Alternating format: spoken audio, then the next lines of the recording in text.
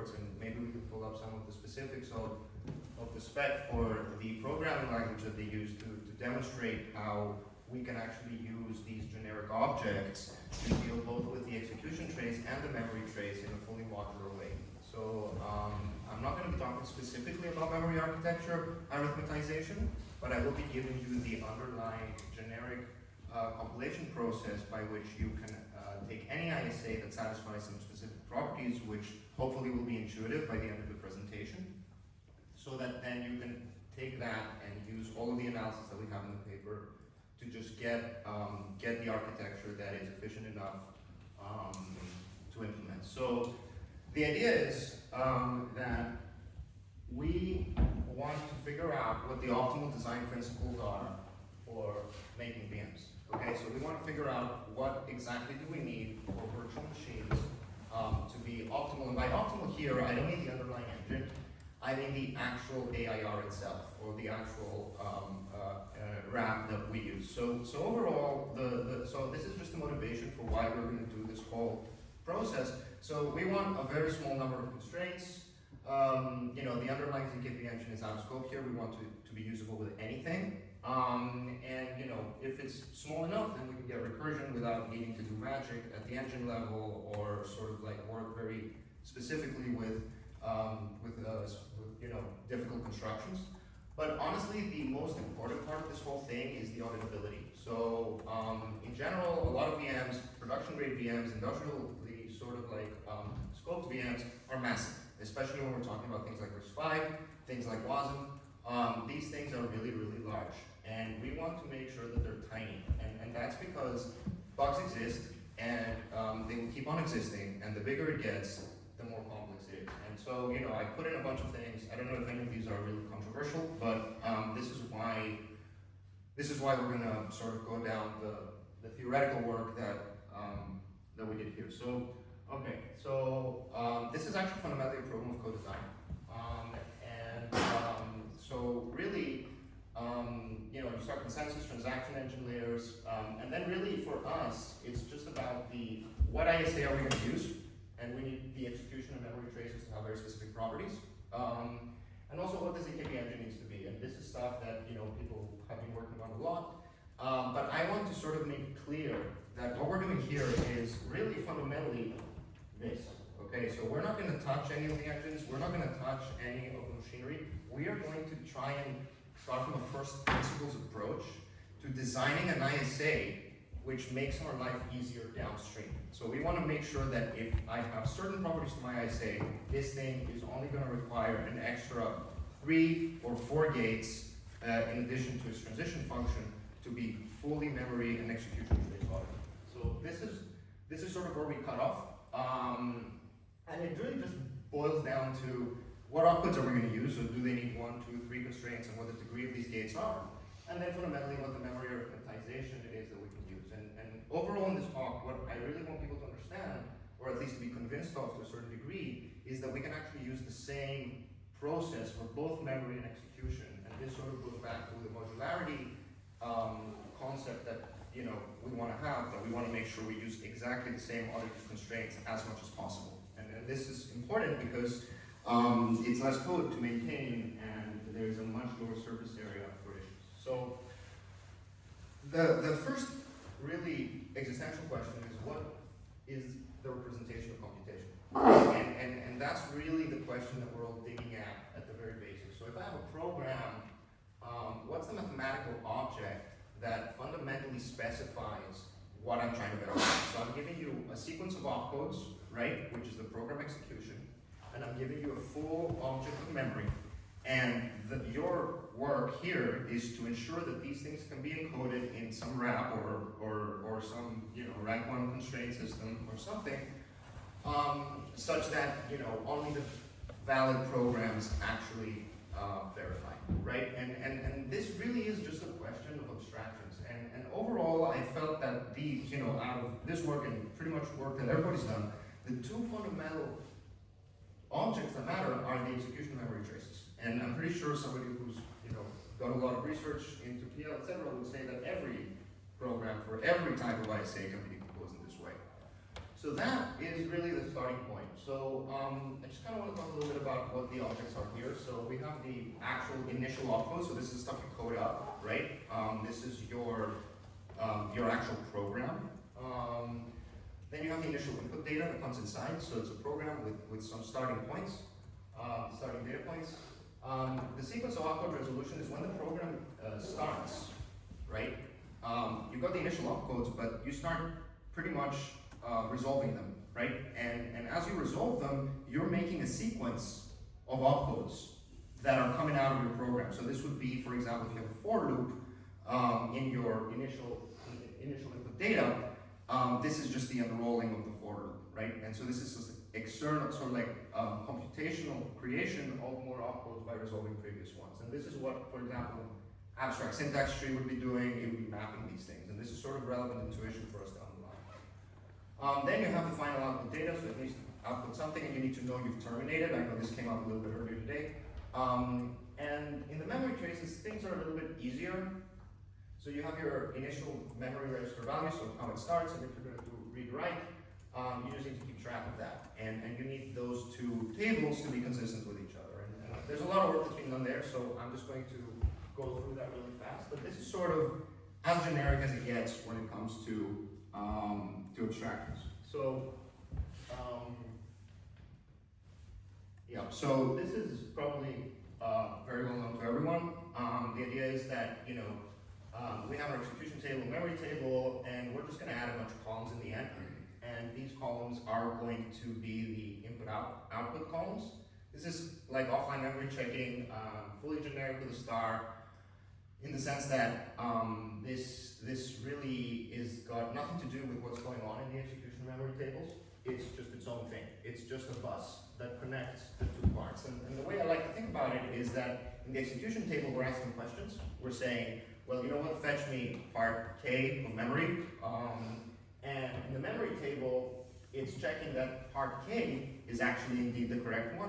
And there's an I/O consistency check, which we use lookup for, right? And lookup sort of related kind of concept in order to sort of reconcile those two things. And usually in the read-only model, every request needs to be answered, and those answers need to be consistent. Now, I know this is not very exciting, but I kind of want people to see kind of how we arrived at our idea. So the consistency checks here, you know, we in a sense, you know, this is the generic way people do it. So, you know, we use all these techniques. You know, the execution table basically commits to the elements of your the elements that you're requesting. It gets a random value, an extension field, and then we're building accumulating multisets, right? And in a sense, that what we like about this, and why I think this has sort of become the standard in the ZK VM design, is that it's a fully local process. So as we're going down the rows of what we are asking, we just aggregate a multiset, right? We're taking our multiset and then we're adding elements to it based on whatever kind of flavor of lookup or similar systems that we need. And that's just enforced by constraints at every row, right? So every single row has basically one big additional constraint, and it's just putting it in there. And you know, whether you use multiplicative or sort of the more recent works, it all really just follows the same underlying structure. And really, you know, the final output is just one single extension field element, which has every single thing inside it that we have asked. Then, you know, we feed that requests to the memory table. And as the memory table goes down, this accumulating multiset is deconstructed. So every time we hit an element of memory, we pull it out and we check that the optimistic thing that was added in the execution table is exactly what is being verified at that memory record. So the proofer is deconstructing the accumulating multiset, and again, it's being decomposed locally. The random William combination is unrolled. It's basically the inverse operation of what we are doing in the execution table. And so the final output, so excuse the typo, is need to equal 0. So everything that has been asked needs to have been answered. So we start at 0 at the top, we're pushing everything into the accumulator, we get something out that is pretty much a massive aggregation of every single request we've done. We take this at the top of the memory table, and we unroll it down, and we go down to 0. And if this is equal to 0, and that output is equal to that input, I'm pretty sure I can convince you that everything that has been asked has been answered. So that's sort of the starting point. I kind of want to take a quick pause. Does this make sense? Does this compile with people? This is normal. This is the kind of stuff they do in OpenVM and various other sort of generic modular approaches. So if people don't see it, I think it's a good time to sort of double click if you need to. Yeah. What you just mentioned with the things that you have on one side that you send on the other side, and then you check at the end that you have the proper number. This is quite similar to the lookup or lookup approach, right? Where you have one additional column when you run like kind of a sum, and you check at the end that your sum is 1 or whatever. That's exactly right. Yeah. The only reason I'm really bringing all this up is because I want to show you what part of that process is powerful. And what we have identified is what is powerful is that you are doing the local decompositions, which is a big deal. That's for one gate, right? And then you're doing one final global check, right? And that's pretty much all you need. And in a sense, we kind of want to use this exact approach when doing everything else as well. This is sort of why I started with this, because this is relatively well understood. So, okay. So the costs for this are pretty small. I just put them here. K here is our extension field, but I don't think I need to spend any time with that. It's basically free at this point, right? So you're just adding the number of columns you're adding on both sides is equal to the extension degree, and you're just doing the aggregations, and all you really need is that one alpha and beta that needs to commit to the IO so that you can do the wrap and you can do the logup. Okay, so this is sort of the starting point. We're pretty much going to do the same thing downstream, which is why I'm bringing it up here. But this is sort of, in my view, already like quote unquote optimal as like an approach to deal with IO. And so the question that this leads to is, well, this was fully local updates, right, that we did before, and that's why this was so cool and so nice. So the real question, I think, when designing an ISA, when you have the full canvas to actually do whatever you want, is, well, actually, can I make an ISA that I can verify with only fully local transitions? And that really ends up being, I think, the most important property that an ISA can have. Because if you do that, with some additional ingredients that we're going to get into in this talk, then you can really use the exact same structure, but on the actual ISA itself, and more specifically on both the execution trace and the memory trace. And this is why I'm not differentiating between the two and double-clicking into exactly how we build our memory trace and what the specific uses of the indices are, etc. So I want to show you a generic framework so that if you can enumerate your execution trace and your memory trace in a very specific form, that you can use 3 or 4 gates to do the whole thing. So that's what we're going to try and do, and hopefully I can convince you that this sort of is interesting. So that's sort of the starting point of the design. So this is where we sort of get into this idea of stateful verifiable traversals. So I also for not putting too many equations in there because they're very ugly, and I think you missed the point. But one thing that people should notice is that there is actually one very well understood mathematical data structure which has a fully locally updatable transition function. And that is the tree data structure, and more specifically, the computational process of verifying every element of a tree. So when I'm doing breadth first search, for example, I start at the root, and there is a very deterministic specific process by which I access every single node. Now, of course, breadth first search is just a search function. It's not really checking any knowledge or doing anything cool. But the key is that as I'm going down this, knowing what the next thing to pick is a local constraint. It means that I know exactly, by just looking at this, no need for any jumps or any bookkeeping or anything that's like extremely heavy on just keeping track of. I know exactly where I'm at, I know exactly where I need to go, and I can check this very easily, okay? So that's one thing. So what really this kind of leads to is an idea that we had is that, well, okay, I have a tree traversal that I can do. Now, if my execution trace and my memory trace are trees, okay, And the way that I can check if they're valid is just by checking an extra set of local constraints on their labels. Okay, so they'll have a label, which is their opcode and their output, so their resolved output. I've got this written up in the next slide, but then by using sort of the label of the parent and the labels of the children, and only doing constraints on that local part, can I actually fully verify my ISA, and even more so, can I fully verify my memory? Because if I can give you a really cheap way to do this for an arbitrary binary tree or n-ary tree, then it's just a plug and chug situation where I'm just constraining that really tiny small thing, which in my view is very powerful, yeah. When you say tree, do you mean like a perfectly balanced tree, or do you mean like one which is very, very ugly and very small? That is great intuition, and I mean a proper n-ary tree. And we're going to go into that because you're hitting exactly at the part that is important.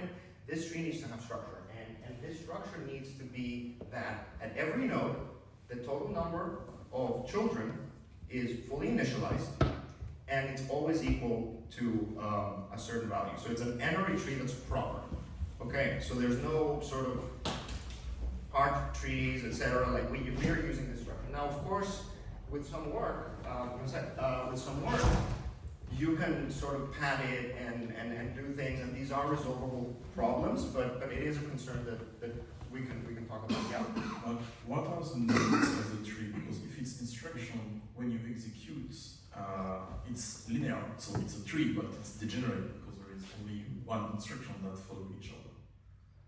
Yeah, so I'm going to go specifically into an example, but the way that I think about it is that every node has an opcode label, right? And it has the data output. Now, we can nest opcodes in each other, right? So if I have the addition opcode could be over two other variables, okay? Which could also be additions of data. Okay. That would be a tree, right? In the sense that you have the plus at the top with the output, that leads to another plus with the two inputs, and it sort of does it like that. Does that make sense? It's a DAG then. Yeah, it's a DAG, yeah. But I mean, a proper n-ary tree is the precise formulation for formally treating this. Because let's say you have a variable x, it can be used in multiple places, so that's a DAG, not a tree. Well, I guess it's just semantics. Everything I'm going to talk about today is semantics, unfortunately. But you're right, and the thing I want you to build in terms of intuition for that question is that the execution trace is completely independent from the memory. So every single time that I use the same variable, let's say twice or thrice, I'm using the same memory part 2 or 3 times. What I'm actually doing there is not messing up with my proper tree, which I need to do all this fancy stuff. I'm just actually doing a request to the memory tree to give me that variable. Do you see what I'm saying? So I have a memory tree that's fully structured as a proper n-ary tree. I have an execution trace that's fully structured as such a tree true. By the way, the ends can be different in the two, and they fully depend on the ISA and the memory arithmetization you use. And every single time that I'm asking things from memory, I'm actually running a special output where I'm just pulling that out. So I am still in the proper n-ary tree world, but I agree with you that if I was going to sort of merge these, I would then get into and I actually, by the way, did fall into that trap for a couple months and it sucked. But you're right to sort of inquire about that. So the real claim that I'm going to make is that there actually do exist minimally Turing complete ISAs that are actually traversable. And by traversable, I mean that they can be fully verified by just doing a walk over a very specific local transition function over both memory and execution. And I know this is a strong claim, but bear with me, and hopefully you'll read the paper and be convinced. But that's sort of the big idea. Okay. Yeah. Just a small comment. This is quite similar to actually how Ethereum smart contract are installed, because you have an account tree and a storage merkle tree as well. Yeah, and this is actually why I thought it was very exciting that the kind of stuff that we ended up getting out of this sort of look very similar to a lot of the data structures that are used in Ethereum, and even more specifically, the signature scheme that Lean is supposed to work with is also fundamentally a proper tree. And you know, I cannot claim to know sort of if there is some sort of holy grail design right there, and maybe there is. I'm always optimistic, but I was very reassured that those things were simpler. So okay, let's look at a little bit more obvious stuff. This is pretty much me writing down everything I told you about what these things are. So in a sense, we want to be verifying tree walks over labeled nodes, and we need to have like a proper tree data structure to do this over, right? Yeah. By proper, do you mean has at most n children or have exactly n children? Exactly. But we can have the child as a no-op sometimes. And this is all written up, but in a sense is at most n non-null children, but for the purposes of the formal arguments, they are proper trees, but because some opcodes may only require input from, let's say, they may have different fan out, then you have the rest of them as zero. But that's a great question. So, yeah, okay, so we define this data structure that we call the recursively verifiable proper n-ary tree, so I'm sorry for the name, we couldn't find a better one, over transition function TF, which in a sense is, you know, you've got the underlying tree, so every single node except the leaves have exactly n children, and so each node has a label, so this LT label is sort of a tuple of S and out. And S is the state value, so for our case would be the opcode selector index. So we're working in the one-hot encoding, every index is an integer, and S basically tells you which one that is. And the output value is the output of that opcode on everything else. So it's the actual final value that comes out from, for example, doing the addition on the opcode and sort of feeding that upstream. And so, in a sense, the key property here is that, and this is the local property, that every internal node, the transition function, so the state and the output, in addition to sort of the outputs of all the children, because all the children of it are sort of the recursive further depth. So if we take all of the outputs of the children, which are the inputs to the current node, alongside what the opcode actually is and its output, that needs to verify. So that is already set in stone by your ISA. So if this is the plus, it would just add all the children and double check that they are equal to out, if that makes sense, okay? Maybe just a question about the fact that sometimes you need to pad.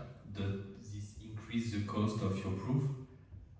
No, because, well, we'll get there, that's a great question. So, hopefully people will agree with me that, at least at this informal level, the above data structure is basically fully locally verifiable for this transition function TF, okay? And the real question then becomes, can we use this data structure to encode an ISA trace and a memory trace? Because if we can, and I can convince you that this thing can be done with 2 or 3 gates, then I would say that's a compelling sort of use case. But we'll get to the sort of the important technical questions. So, apologies for the late tech, but there is actually a very simple thing that makes what I'm saying concrete, and it's the Fibonacci example, right? And sort of this can be thought of as like, so I'm building an ISA that is really stupid, and it does only 2 opcodes, okay? It does the decompose opcode, and it does the halt opcode, okay? And I'm going to use this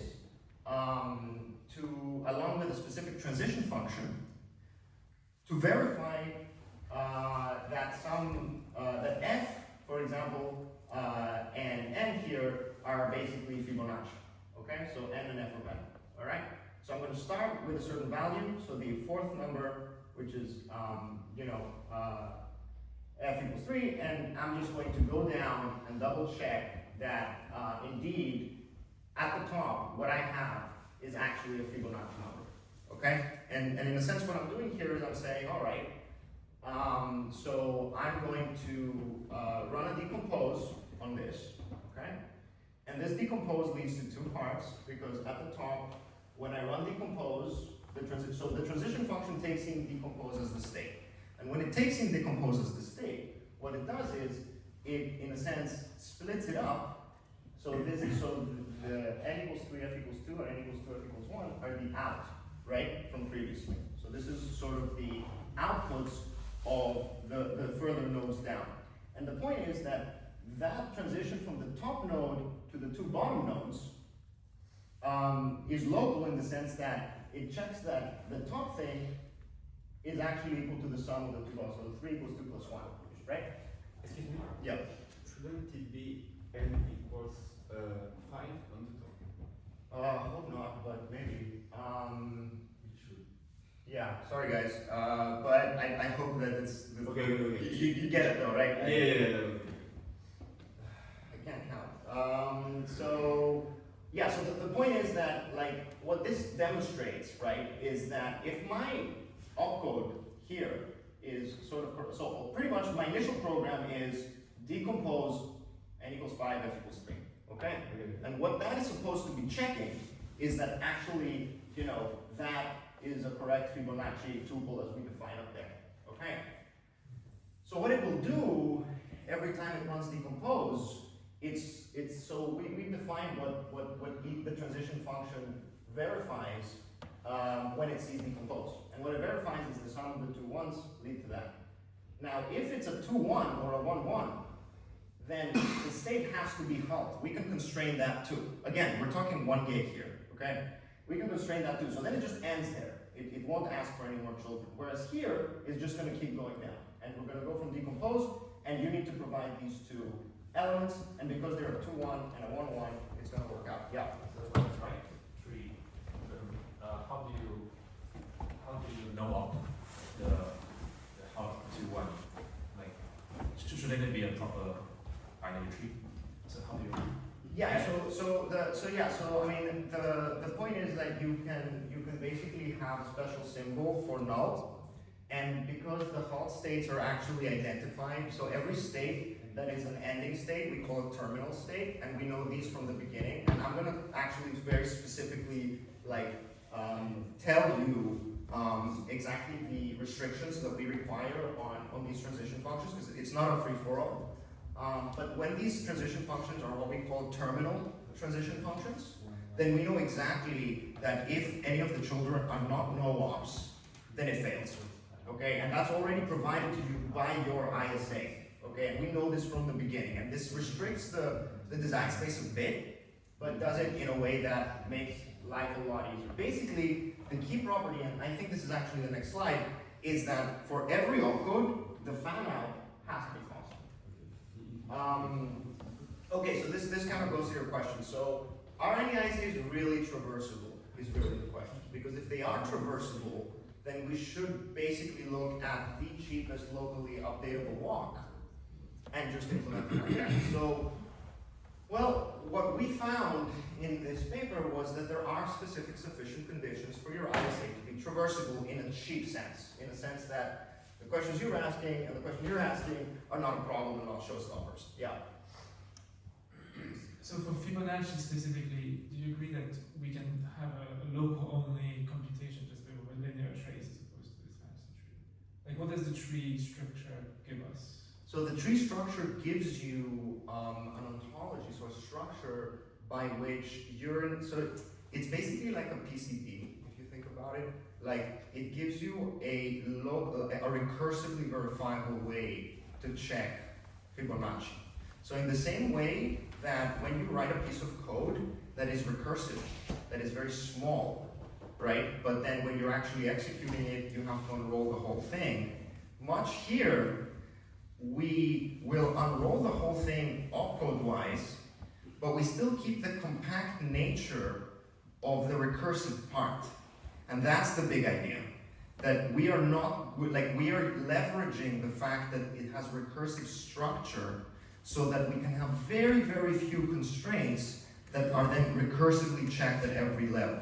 So I guess the difference between what you and what Justin proposed is that the height of what we are doing there, this is quite compact because thanks to the leaves and the tree structure, you have something with a very small height, rather than if we go via what he proposed, the height will be larger, right? Exactly. So you really just want to make sure that you reuse as much structure as possible in a recursive fashion, because that saves massively on constraints in bookkeeping. That's the idea. And the big question is, Fibonacci is a contrived example. Can we do this for something that isn't contrived?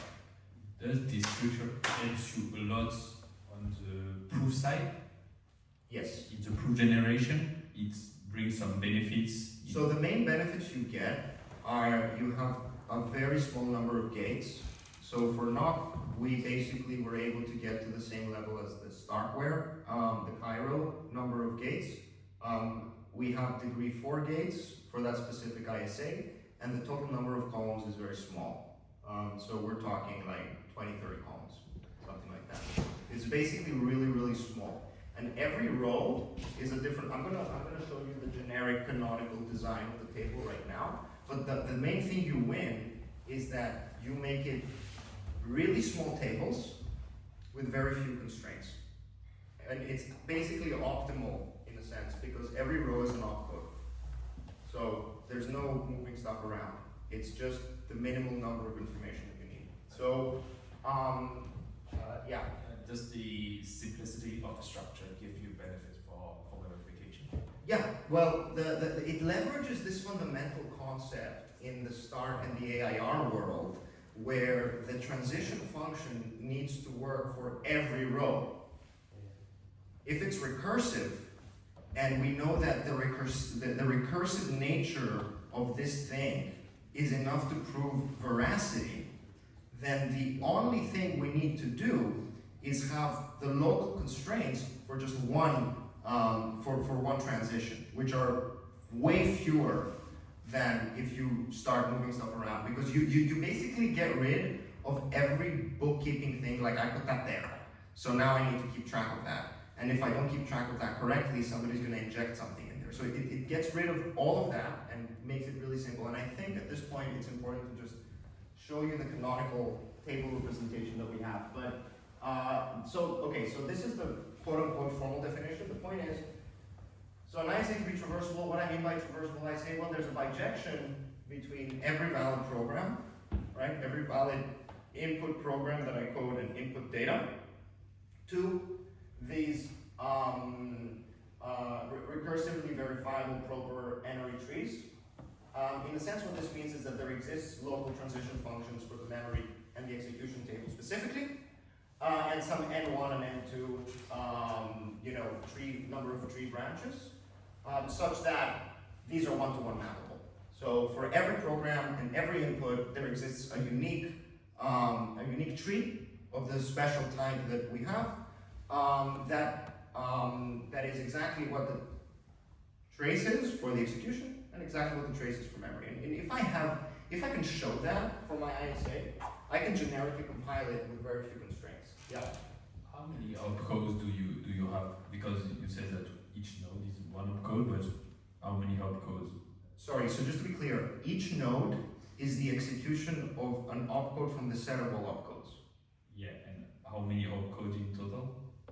You mean how many opcodes does the ISA have? Or this, so for NOC, for example, has 9 opcodes. 9 opcodes. And I think the opcode 10 is read-write. But the minimal Turing complete version is 3 opcodes.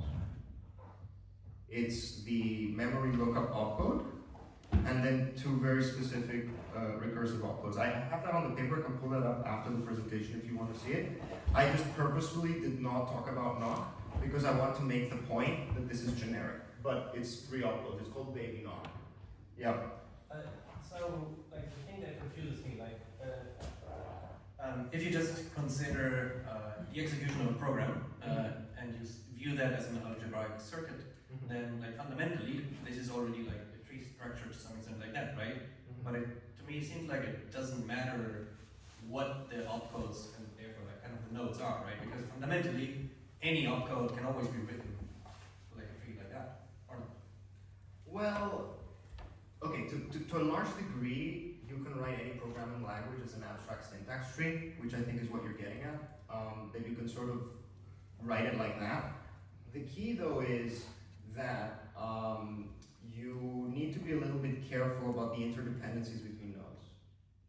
What we're saying here is that I start at the top and I follow the deterministic process as I go down everywhere, fully execution. Every time I need to talk to memory, I have a special opcode that I fire to talk to the deterministic memory as well. It's a bit more constrained. But that seems to be the distinction between the AST of a program in the source language and the tree you would construct from the actual execution you saw, during your execution phase. Yeah, I mean, I believe that you can always map the actual execution tree to a version that we can compile very trivially. I'm just not making that claim for generic things because there's weird stuff going on with some things. Like for example, there's like weird loops in Lisps that sort of give you corner cases, etc. So we just built it in a fully like recursive bottom-up way. So if you read the paper, we basically start from the first principles and we build out exactly what that tree looks like, and we don't start from the PL perspective where it's like all languages can be described by this ontology, but I leave it very open and plausible that you can take the vast majority of languages and put them in this world, and then the question that you have is how structured or unstructured is their memory, and whether you can actually completely disengage the question of memory queries from this specific transition function in the execution, so that you can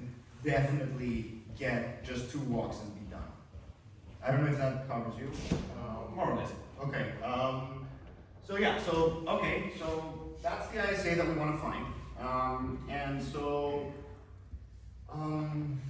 Okay. So this goes back to everybody asked this question already, which is exciting. So what are the sufficient conditions for this thing to be cheaply verifiable, cheaply traversable? Okay. And basically, it's actually one very simple thing, which is that, like, for every opcode in the ISA, so every state variable label for our node, that state variable has all the information I need to know how many children it has. Okay, so I cannot have an opcode that if the first value is 7, it has 7 children, and if it's not, it has 2. It always needs to be a constant number, and that's because then you don't deal with problems like what you mentioned, like the tree can change, and you can have many different, like depending on variables, you can have different sizes of subtrees, etc. What it does, however, not resolve, and this is not resolvable, is that some of them need to be no-ops. So some of the children need to be no-ops, but you know exactly which ones they are, because every opcode has a fan-out value, which is known beforehand. So if my opcode is, opcode 1, it has a fan-out of 3 in a 5-array tree, then I know that only the first 3 are not no-ops, and then I explicitly check that the last 2 are no-ops. Okay, so I'm done with that issue. Yeah. But are there ISAs with a variadic number of arguments? To be completely honest with you, I didn't actually double check the RISC-V spec. Maybe. It's always 3 or 4 in all ASAs. Awesome. That means it's canonical. It means that this is fundamental as an issue. Yeah. How do you determine the arity of your tree? Is there a specific rule? Yeah, it's the maximum fan out of all its uploads. Yeah. So in a sense, like, we could go on and I could formalize Knock for you, show you how we do it in Knock, etc. But we have that all written up. Like we can talk about it offline. But basically, your ISA, if it has unary opcodes, binary opcodes, ternary opcodes, it's basically the maximum over that. That's sort of the maximum that you get. If that makes sense. I understand how the tree for the instructions works, but how does the tree for the memory work? Okay, that is the hard part, and unfortunately, that is where you need to do some more ISA-specific work to make it happen. So for Knock, we were able to do it, and I'm very happy to discuss this if people have interest. And sort of get together like a really quick overview of how we managed to do this in Knock. But the techniques are very generic, but you need basically one piece of special sauce, which is that you need to label your tree in a specific way. So you need a local update function in your tree as well. And in a sense, the way that we do it is that, I start at the root, and the reference of the root is 1. So that's its address label. And then if I go left, I double that. And if I go right, I double that and add 1 for a binary tree. And that's like basically a purely local update function. And then I use the the fact that as I traverse that tree, I can locally update these addresses from the beginning. So the way that it works in Knock, which I'm not going into here, but the way that it works in Knock is that, well, I start at the top and I have a query, right, from the execution table. And the query of the execution table says, well, okay, here's the root, here is the address that I'm looking for, and this is the value I posit to be true. And you're using this, and your execution table works, etc., right? You stick this into your I/O thing that I did at the beginning, and then, you know, you start at the top, and then you're going down, right? But what are you doing? You're traversing a tree, right? Where, so in Knock, the memory is a tree, and the addressing is the one that I mentioned. So I call it the collats addressing scheme, but it's actually kind of messed up, like how powerful that is. And as I'm going down this tree, I can actually keep track of that locally as well. So at the top, I start at the root, and I say, okay, this is the root. So I start counting. And then as I count down, I bring down all of these things, and then when I hit the exact address point, I do the check, and I remove the whole memory query from my accumulator. This is really high level. I can explain to you offline, but that's the way we do it in Knock. And by the way, that is modular. Like, it's not specific to Knock. You can just slap that addressing system into what you're doing. Yeah. Okay. Okay. So the only thing I got for you here that's a real gadget is this thing. So the semantics of how we do this traversability. So we need a local stack data structure. And the way we do it is that every row is an opcode resolution. So it's the selector is the OP there, the child node information, we put all the child nodes there, we do the checks in there for the transition. But then we just need three things. So we need the line number, so this is the row number I, which is encoded as the exponent of some alpha, which is taken by the randomness.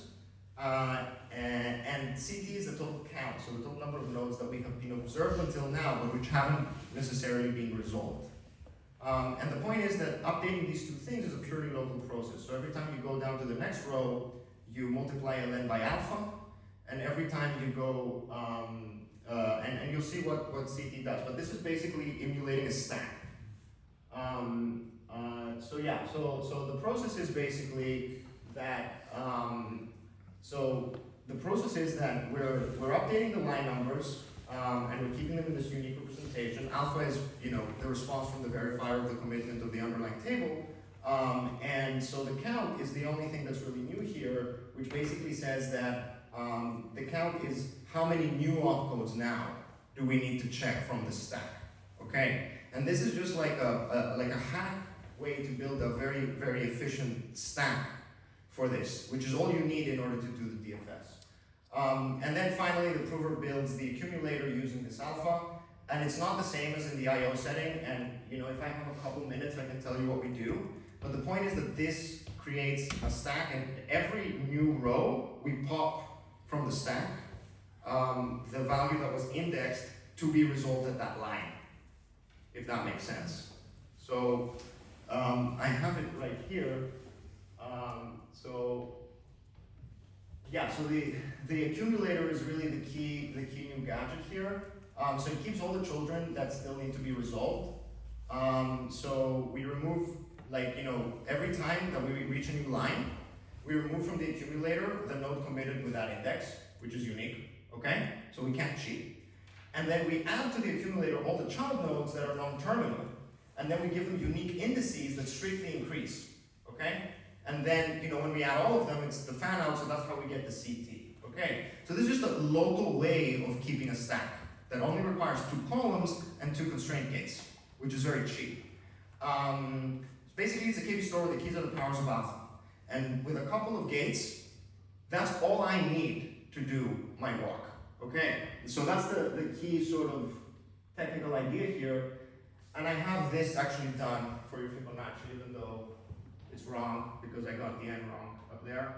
But basically here it is, right? So the state is the first thing. So this is decomposer hub. It's one hot encoding, so that's easy.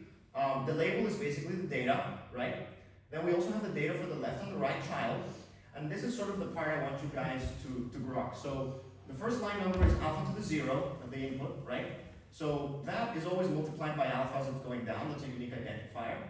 And the count, so is preloaded at the beginning as alpha times a commitment to the first element, okay? So think of it as seeding my program with its initial input.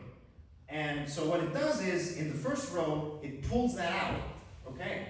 And moves it into the label, okay? And it pulls it out because it has alpha as ln, so it pulls out the alpha value from that.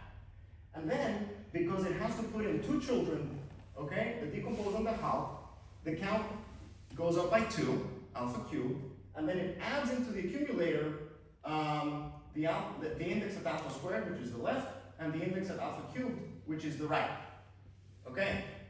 Then it goes to the next row, and the next row's ln is alpha squared, so it pulls out alpha squared, decomposes that, pushes that back in. Okay? Updates the total count. Does the whole thing all the way down until the stack is empty.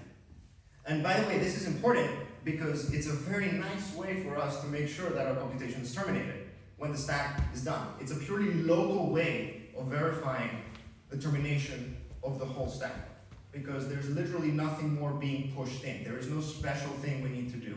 It's like a very simple process. And by the way, this allows for infinite programs too, right? Because whenever you have any program, you cannot tell if it terminates. It's a halting problem, right? So it allows for infinite programs, so it is fully generic. Of course, for us, we cut it off after a certain number of rows, but that is the process by which we do the walk. Yeah. And so if the tree is an n-array tree, Yeah. you have constraints between each tuple of n consecutive rows, or like maybe n plus 1 consecutive rows? No, so all constraints, that's the key thing. You don't need that. You don't need that because you're pushing them all in with unique identifiers, and these unique identifiers specify what line they need to be resolved at. Okay, so like it's you give the value optimistically and. So here there's nothing optimistic going on. The point is that I'm updating the ln in a verifiable way, and then what I'm saying is I'm updating the count in a verifiable way too, because I'm multiplying it by alpha to the fan out, which is already known from the beginning for the specific opcode. And what I'm saying is that, in a sense, every time I need to push children into the stack, I don't want to do any bookkeeping. That specifically what you asked is exactly what I don't want to do, right? I don't want there to be any crazy interactions between everything. There's literally only 2 gates in this thing. So the point is that I'm actually taking the outlet, so the halt 2-1 and the halt 1-1, I'm looking at ln, that's alpha squared. I'm taking the first one, I'm multiplying alpha squared by alpha to the 1, and I'm adding that in. But the key is that the only thing that can be pulled out is the one that actually matches the line number. So the moment I'm pushing in alpha cubed times that thing, I'm literally saying the only way that this whole thing is going to verify is if in the alpha cubed line, I pull that one out. If I pull anything else out, it's not going to verify it. That's the key, you really honed in on the key point here. It's a purely local stack. By the way, I can do 5 different programs like this. I can just, instead of having alpha times RLC decomposed for 3, the C can just be alpha plus alpha squared plus alpha cubed. I can see many parallel programs with this. I don't need to do any bookkeeping. I can literally just do the walk, and it's basically a walk over a forest. Yeah. Yes, so don't take me wrong, but I really don't understand the difference with the lookup argument that needs to be 0 at the very end, and which is 0 if you have, at the end, added fraction and removed fraction in independent lines. So I'm probably missing something, but I don't see the difference. Well, these are different objects, right? So here, so they're leveraging the same sort of power, right? This is why I started off with the logup idea as a gadget. The difference here is that I'm not, logup really doesn't really make, so I'm using the logup idea in order to sort of add to my accumulator. The only difference is I'm changing basis and I'm adding it. I'm indexing by powers of a random extension field element to do that. But you're right that it's the same power. The thing that makes it useful for me and, in my opinion, novel is that I'm constraining what I can pull out of this based on a unique value at every point, which then allows me to push things into the stack purely locally, so that it can ensure that they get read later. It's more like how do I leverage the logup power in a way for me to do local updates? So when we talked about range checking things before, and you said I want to remove the range check, so you sort of do this That's exactly here to remove the range check, Yeah. and to make sure that you consume the value that has been added before, Yes. thanks to these changes that you add to the value. That is correct, yes. Oh, okay, Yeah, thank yeah. you. What's up? And so if I understand correctly, the difference with the logup, you replace like the multiplicity stuff by some random challenge there. That is correct. So I haven't written this up as like a standalone gadget, but basically what this is logup, but with a different basis. And the basis is the powers of alpha. And by the way, if we're gonna double click into this in Nock, this is ridiculously powerful because it allows you to batch queries, because you can just do the sums of alphas and you can do the +2 +1 thing in batch, which is where you get optimality for the Nock queries. But that's we can talk about that. Yeah. So. I've linked some code because I use this technique, but in a completely different context for multi-threading, to build trees of workers that communicate with minimal, but you have this, so the reason I used that was to have an implicit stack using the indices to the power of 2 multiplied by n plus 1 is a child, n plus 2 is a child, and the parent is n divided by 2. And well, I have a 100-line example on how you do traversal efficiently and even range traversal, both breadth first and depth first, if you want to look in the Telegram channel. That's excellent. And one thing I'd point out is that this enumeration process of 2n and 2n plus 1 is exactly the labeling function of depth first search. So if you do depth first search and you put these in sort of increasing order, the order in which it hits all the nodes is exactly that increasing order. So it's in a sense very canonical in that sense. Do you guys have any questions about this? Yes, Yes. maybe Yeah. last question. So how do you infer the count column here? Or how do you prove that the count is greater than the in? You don't need to do that. You don't need to do that.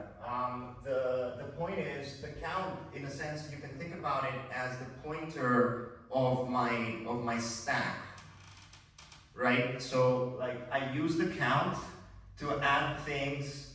So like let me see. Like so currently, okay. So we start with the seed, and my count for seed is alpha, which means that I only have one element in the stack. Okay. I go to the first row, the first is the 0th row, then I go to the first row, and the only thing I can do is pull out the thing that is indexed by alpha, right? So I have to pull out the right thing, which is what I seeded with. Now, I know because this is decomposed, that the fan out is 2. Okay, so I know for a fact that the previous count needs to be multiplied by alpha squared. Okay, so I can update the count locally. But then, the point is that I take the previous count, and I need to use that as the basis to push things on it. That's why I need to keep track of it, because I start with alpha, right, which is the previous count, and then I say the left child will be indexed previous count times alpha, the right child will be indexed previous count times alpha squared. That's why I need the count, because it's just it's the address variable for my stack. I need to think about it. Yeah. By the way, all the proofs are online, so you can look at that too. But the point is that in a sense, like look at this. So my count here is alpha to the 5, right? So then I pulled out my alpha squared that I know from before, right? 3, 2. And I have the children. Sorry, so if you look at the halt one, that's a better way. So in the halt one, count doesn't change, right? So we're not changing here because this is a terminal state. So you're not pushing anything more in the stack. So the total number of elements that have ever been pushed in the stack is still 5. So we don't need to add anything more. So think of it as like a like two pointers, right? The count is the pointer of everything that has been added. The line is the pointer of everything that has been resolved. So the way it works is that like I start somewhere, I go up in count, and I go up in line, I push the thing, count goes up, I take the next thing from count, line goes up, so it kind of goes like this. And at the end, they need to resolve it the same thing. Happy to chat about it afterwards. Yeah. If the ISA has some kind of read-only memory, Yes. if I understand correctly, some nodes, some particular leaf nodes will be memory accesses. So leaf nodes Of the execution tree. of the execution tree. There are terminal states, yeah. And if for instance, if I want to do computation of two memory cells, Yeah. like an addition, Mm-hmm. there will be one node addition and two nodes that will Lookups. each look into memory. Mm-hmm. Yeah. And so there will be some kind in the execution trace, some kind of column allocated for the memory lookups. That's exactly right. That's the I know stuff I put at the beginning, yeah. And in which case, I don't see why we would need a second tree for memory. Isn't it simply lookup problem, like you want to commit the memory, and then you want to ensure that some index column and some value column has coherent accesses? Yeah, so you can definitely design something that completely abstracts the walk out of there. The reason we didn't do that was mainly because NOC has that memory address space and we wanted a feature complete system.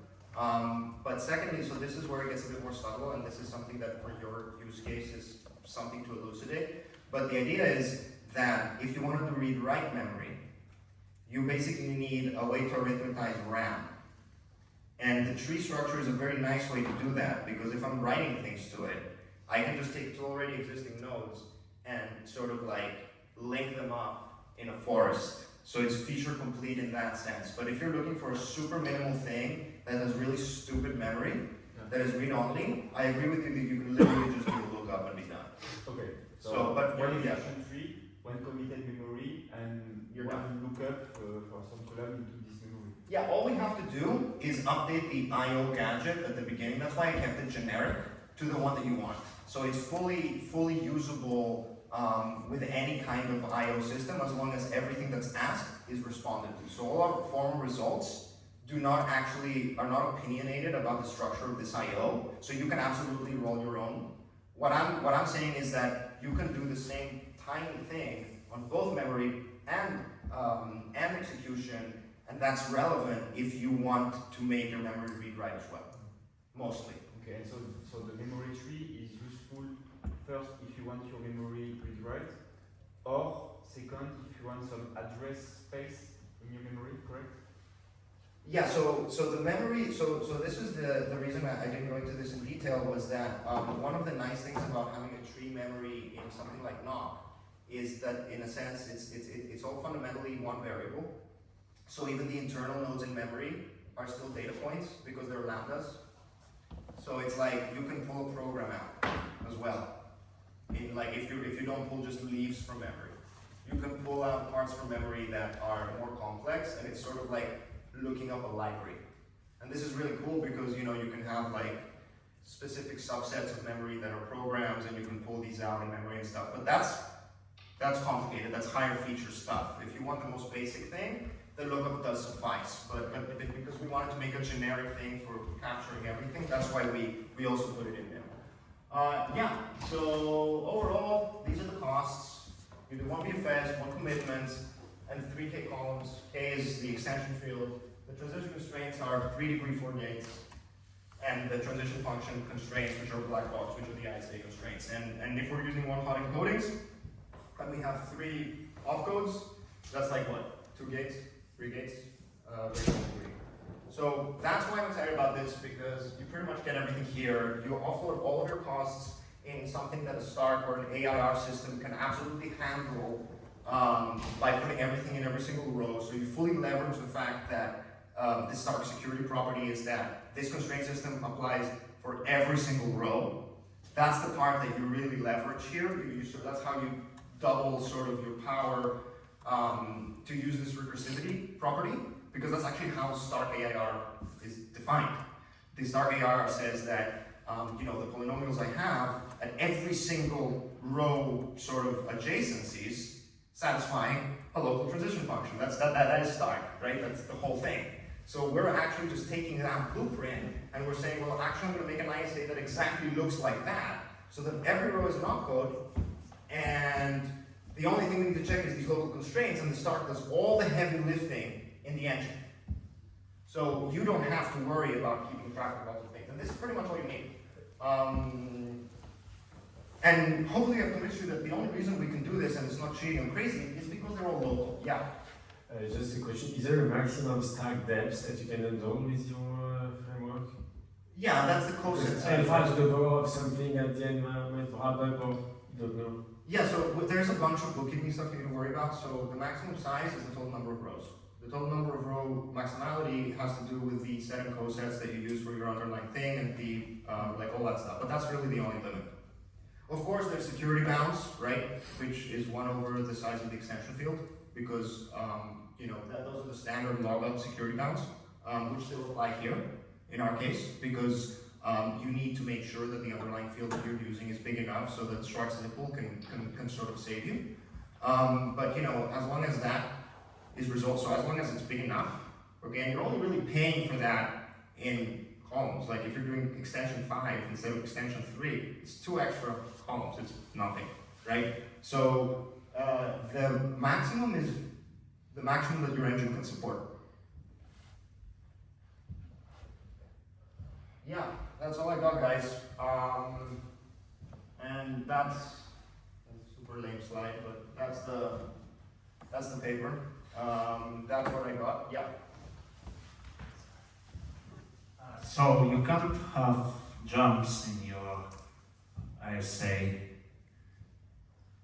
Well, so you can't have jumps in the context of something like C or the Cairo stuff or that, but you can like query anything you want at any part of the execution trace at any point in the memory. How hard is it to program for this ISA? So yeah, so this is sort of goes into sort of the more UX questions. A lot of software engineers are going to hate it. I know that, we all know that, it's what it is. So I would say that probably there are, so I don't know if you guys know about Knock, but there's a lot of sort of people that have worked with it and sort of that are very really into it, and a lot of other Lisps that are similar to this, that have the kind of structures that are very easy to do this, all have their own sort of followings. And honestly, I'll defer to people who know about programming languages and sort of like development, etc., to sort of inform that opinion. But it's not going to be something fundamentally trivial. But this is the part that I kind of wanted to keep for last. There is one candidate of normal, of like, standardly used ISAs that is fully stack-based, fully typed in a way that we can use, and is amenable to being a traversable language, and that's WASM. Okay, so if you really want to go hard, then you can just take this and figure out how to do the traversal over WASM, and because the WASM sort of memory model and whole system model is fundamentally stack-based.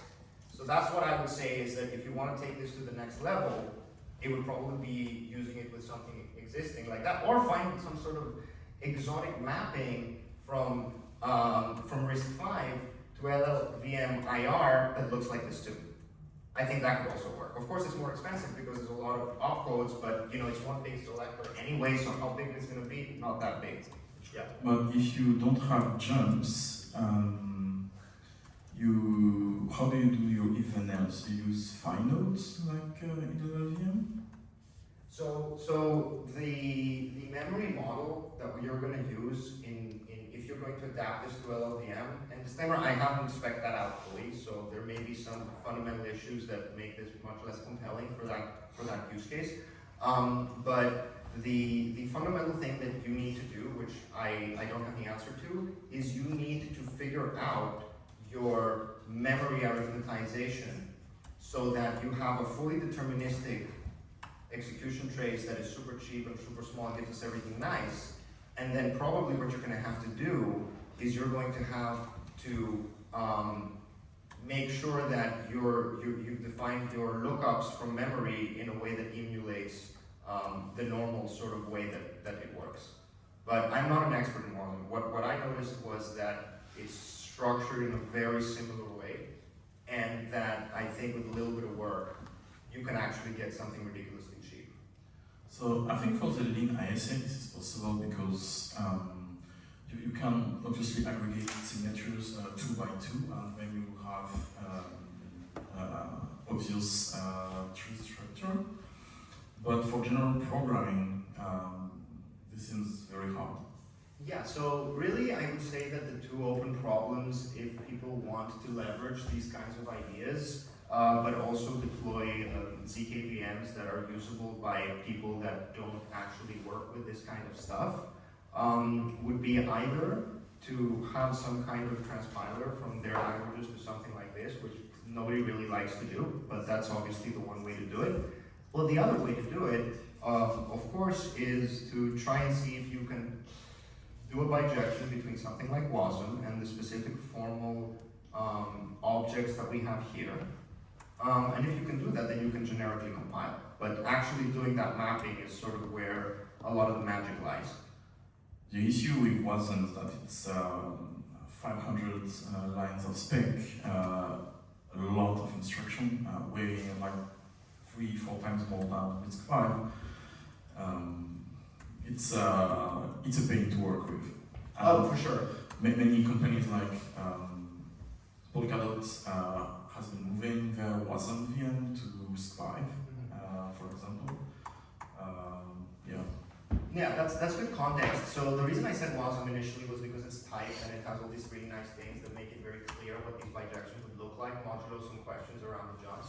But it's not really that different from finding an intermediate representation for LLVM that is RISC-V as well. You literally just need to find a representation of RISC-V that is bijective to a label tree, and you're done.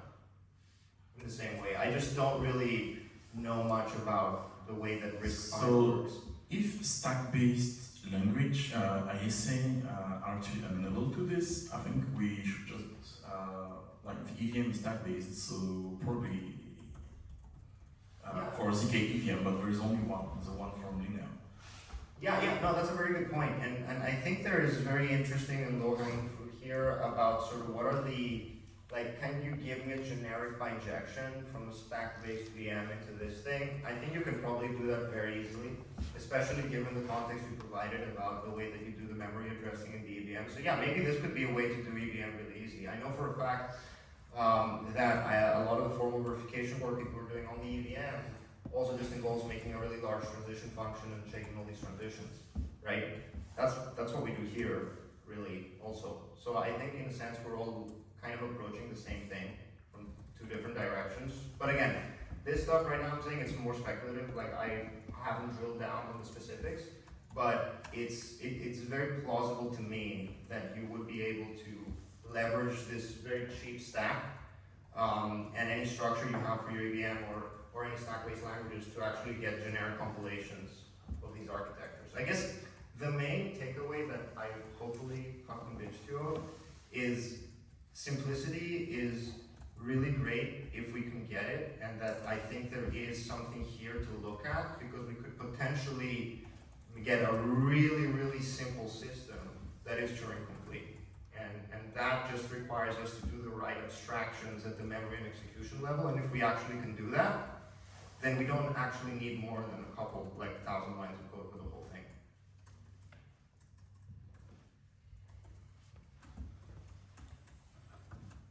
Yeah, I think we agree on the design goals with lean ISA.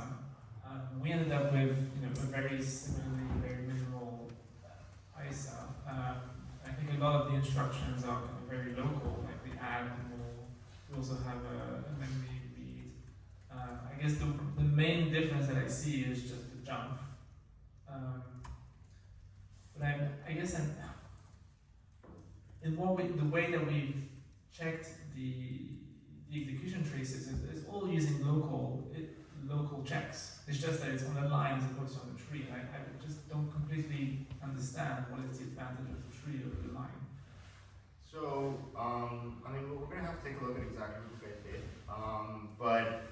So the first two outputs of the atom and mole, they also exist in the knock thing, so those are equivalent. The real difference is the other two outputs, if I remember correctly, that deal with memory. That's the real sort of part where we actually diverge in a substantial way. So I don't really know how small your actual execution trace is and actually compare constraint numbers. Field elements committed per cycle. Uh, 5 base field elements. 5 base field elements committed per cycle. So how many constraints do you have? Something like 10. 10 constraints per cycle. And is each cycle one opcode? Yeah. Okay, so it's probably like a little bit bigger than what we have, but it's very similar sized, like in order of magnitude for the execution table. Actually, the constraints are degree 5. So. Okay, so I was able to get, I don't remember what was it, degree 2 or 3 here. But again, these are, you know, like I agree, so that might not move the needle for you guys. But what I think is important is that you're getting exactly the same thing in the memory table here for us. So in your memory table, if you do it this way, you're pretty much looking at the exact same sort of costs as your execution table. So the difference is I don't have to deal with the overhead of jumps and derefs, but you do. And that might cost you, and it's also an attack vector. Because it's not clearly sort of like rigidly defined in a way that we can like, there's overflows, there's that kind of stuff. Indeed, there is one thing that is very costly currently, is the fact that there is a lookup from the execution table into the memory, and it's like every part of the execution can touch every part of the memory. And this thing is indeed costly, but we could have some different subspaces of memory to have some locality and make it cheaper. It would be possible, but I wasn't able to find an elegant way, because there are obviously ways to gain performance using some locality, but I wasn't able to come with an elegant way to do it. So. Yeah, no, and that also tracks with my attempts to get something very similar for this stuff. And where I landed is that you don't actually want that surface. You don't want everything to be able to look into everything else. You want to have specific local constraints that do not allow for anything other than verifying lookups in the memory address space in the exact place where they were asked by specific points in the execution. So this is very high level. I think we can drill down. I can give you exactly what I do from the memory table side. But basically, the way I solved this problem was that when I go down the memory table, I go down the memory table once, and I've already checked all the queries in once. So it's a one-pass thing. It's optimal in that sense. So I don't need to, like you mentioned, like I don't need to do Merkle checks for every new thing. I do one pass check, and I do my bookkeeping locally. Is there a simple question in your framework to how many field elements are committed per additional memory cell? Like each time you want to, like if your memory has size n and there are m accesses, like A indexes and B memory cells. What is the cost in terms of commitment? So you have A index, like there will be A memory accesses, yes, and the memory has size B. OP. It's linear in B.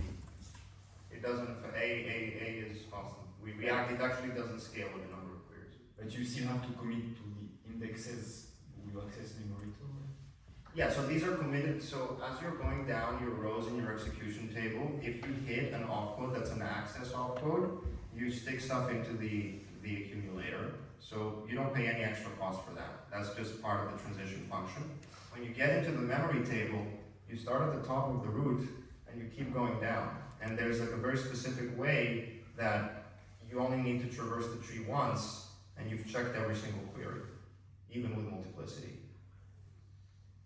So if you have A indexes that you look up into a memory of size B, you in your framework you don't pay for the A, No. and you you commit exactly to B, Yes. and B elements in the extensions in the imagine your memories in the base field. Do you pay for the commitment is is B elements in the base or in the extension field?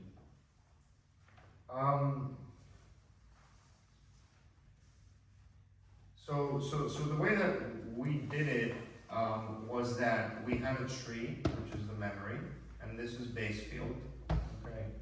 The only things we need the extension fields for are stuff that use the logup and stack based stuff. That's the only stuff where we use that. But there was also, it's a bit more complicated because for NOC we use the specific commitment to the underlying trees, but that's overkill for you guys, so it's not relevant. For instance, if we use the original logup paper, we need to commit to the memory, commit to the indexes, commit to the access data, commit to the accumulators. So you have to pay 2A plus 2B in terms of commitment. Oh, okay, now I understand your question. You mean in the in the table building phase, where I am basically getting my random values, what do I commit to send to the verifier to get my random value for logup? Yes. Yeah. Okay. So, because I guess the construction is based on the PCS. I mean, we abstract all the engine stuff. The construction is basically based on sort of these like stack objects in the constraint system, and basically the two accumulators, which are extension field elements. So there's the IO accumulator, and then there's the stack accumulator, and these are just extension field elements. So it's just K columns where K is the extension field. Is there a PCS at some point or no? No. There is no polynomial commitment scheme?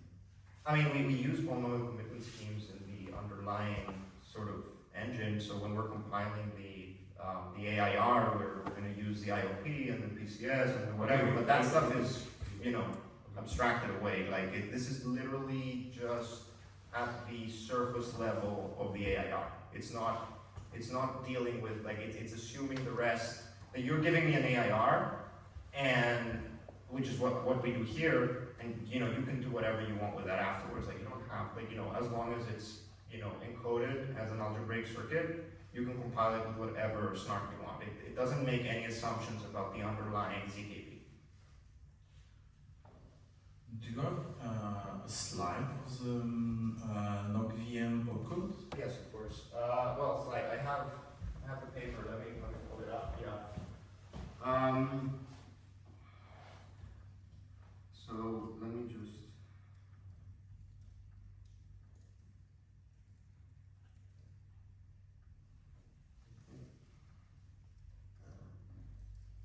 Yeah, I was sort of thinking it might be useful. So here they are.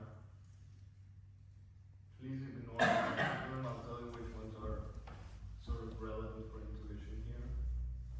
And I can explain to you what it all means. So here's the idea. So this is the NOC transition function. So there's 11 opcodes. This is the full set. Now I've got a lot of jargon here that was defined in the previous sections because we basically defined. So the fundamental variable is a binary tree. Okay, and there's only one operator, which is the star operator, and the star operator operates over two binary trees. And so, for example, op0 is opcodes, because then there's operators as well, which are like these 3 or 4 fundamental things. Op0 says, so the reason I didn't go into this is because I need to explain to you all the terminology, but the point is that what you're looking at op0 is n1 is left child, 0 and 2 is right child, and the right child is a tree for whom the left child is 0 and the right child is n2. So what it does is it takes this tree, and if the star operator is in, like, basically if the right left is a 0, you know that the opcode is opcode 0, and then you do what is a lookup, and basically you're saying lookup tree n2 at address n1. That's what the first opcode does. Opcode 1 says, well, you look at your tree, left child is n1, right child is a tree for whom the left is a 1, the right is a 2, and what it does is it takes this and it just spits out right. Okay? The really key and important opcode, so actually 1, 2, and 3, I think, unless you also need maybe some equality, are enough for Turing completeness. So op2 here is really the key one. It basically distributes star over the children. So what it does is so you understand how I'm parsing it here, right? So I'm basically like, when that's the current node, I'm basically pulling out n1, the left child, and pulling out 2 and 2, the right child. I'm checking the right child's left child. I know that's opcode 2 because it's a 2. And then what I do is I do a recursive call on the children. I would urge that you read it from the beginning because it's like a little bit. You said you add operators, and those are the plus, multiplication, etc. There's 4 of them, yeah. But the difference is that the operators are strictly operations over binary tree elements, whereas star is operations basically that distribute star within the binary tree, if you think about it. So the first one is not really a program, it's more like a deterministic mapping of one binary tree to another. For example, op0 says, convert this binary tree for whom this sort of binary tree tuple into the lookup from the binary tree of the internal load of memory I'm accessing. Whereas the operators on top are things like, so that's an operator. So op0 is basically just a wrapper around an operator, whereas opcode, for example, 2 distributes star inside. So it basically, like, that's the execution, that's why these are opcodes, whereas the other ones are just like mappings over this thing. But you should read, if you want to understand the whole thing, it's fully formalized, like you can read the whole section 4, because so when we started there was no formal sort of treatment of knock. I think it was developed in like the early 2000s. And because we wanted to build a VM for it, I actually had to go in and fully formalize knock as well. And so in the initial knock paper there's only 3 operators, but I realized that's sort of not really broken, but it needed to be patched. So I did all that work there. It's only 2 pages. I think that you'll be able to parse it without much without too many questions. It's relatively straightforward. But the only issue is that it has a lot of jargon. But it's actually a relatively simple concept. And so, so if we use the first 3 or the first 4, I forget what it is, that's perfect. So you can actually, if you really want to maximize on how small things can get, this thing basically is tiny. And by the way, you can do this. I mean, I'm pretty sure these are not canonical. Like you can do this with like if you're cooking up your own 2 or 3 opcodes, you can literally just have one memory access opcode, one recursive sort of like distribution opcode, and one like pull out the part that is at the specific point opcode, and I think those 3 together are Turing complete. Now they're not something I would like people to code in for normal stuff, but if you're looking at getting really high efficiency, very small lines of code, and you have the engineering overhead to sink into getting optimal things for security, I think that this kind of approach is